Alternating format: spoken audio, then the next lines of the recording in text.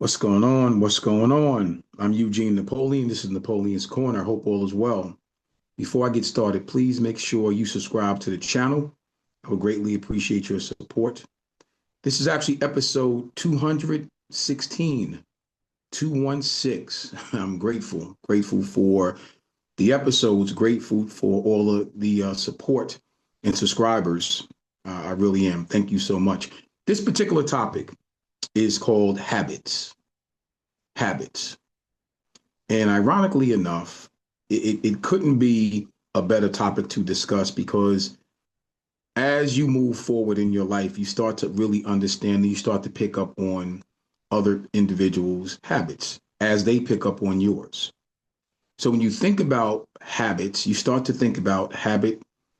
Uh, I would imagine the different things that you may do that others will catch on to, and it becomes um, almost a daily, or let's say something that you're not even thinking about and becomes a bad habit. Something that you may not even be paying attention to, and almost becomes a pattern that can be at that point considered a bad habit. So over the years, I've been teaching. This is my 28th year teaching. So I tell my students this all the time. And some of them get it, some of them don't. But because it's a maturity thing, that's why some of them get it, some of them don't. But in lieu of all of that, I always share with them, I know who you are based on your habits. I know who you are based on your habits. So if you're doing something and it's a consistent habit that is not good, and you're hanging around other people and they're doing the same exact thing. So habit forming behaviors that are not productive and they're not good, pretty much birds of a feather flock together, so to speak. I'm sure you probably heard that old adage. You pretty much know, or I know, just by looking at that, just based on who you're around, based on their habits, I can pretty much tell you who you are.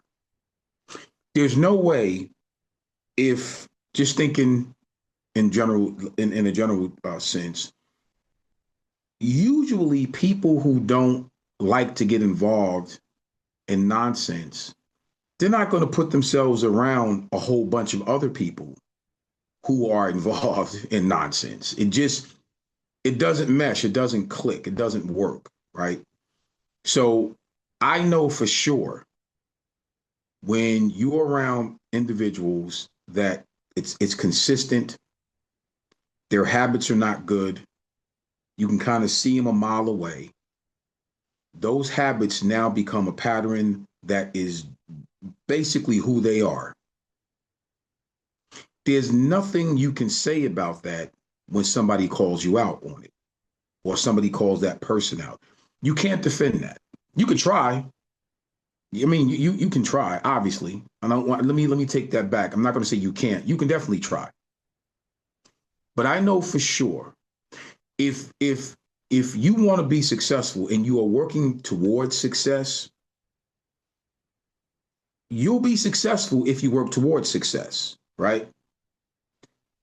Conversely, if you have poor habits, poor patterns, poor habits of behavior, it's going to be difficult to merge into that success lane because that means you're not doing the things that you're supposed to do in order to allow you to be successful because of your patterns of behavior, which now have become habit forming.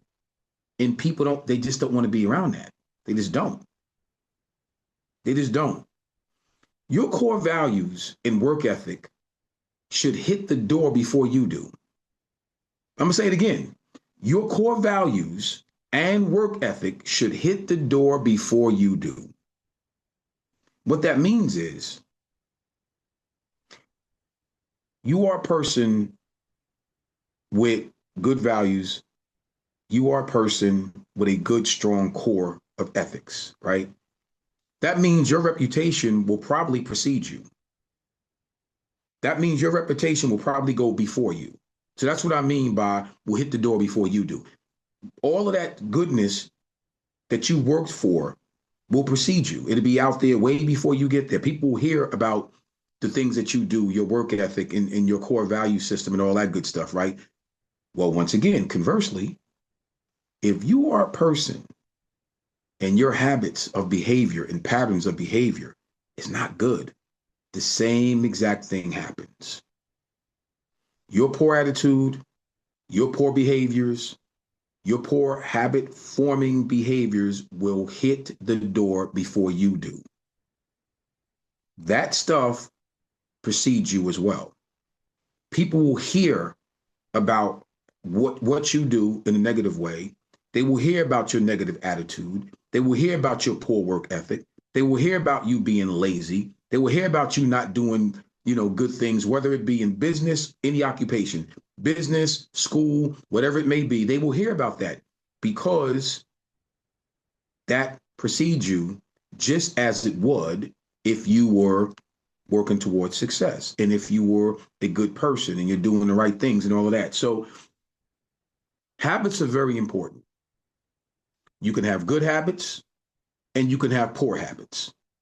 Nonetheless, habits are very important. So allow the good habits, allow the good structures of behavior to precede you versus the negative. If you could eliminate that, your success is right in front of you. But if you can't eliminate that, and your behaviors you can't control are out of control, your emotions are out of control, the decisions that you make are out of control, they become habit forming things, and you can't get away from those things. It then becomes very difficult for anybody to give you an opportunity or give you a chance because they don't want your poor habits to become an issue for them, be it in business or otherwise. Now that's one to grow on because it's a fact. Anytime you become a liability because of your poor habits, nobody's going to want to deal with you. So let's flip that. Like I said, habits work both ways. You have good habits, you have poor habits. Let's get into a system where our good habits precede us and not the other way around. I'm Eugene Napoleon. This is Napoleon's Corner. I'll see you next week. Take care.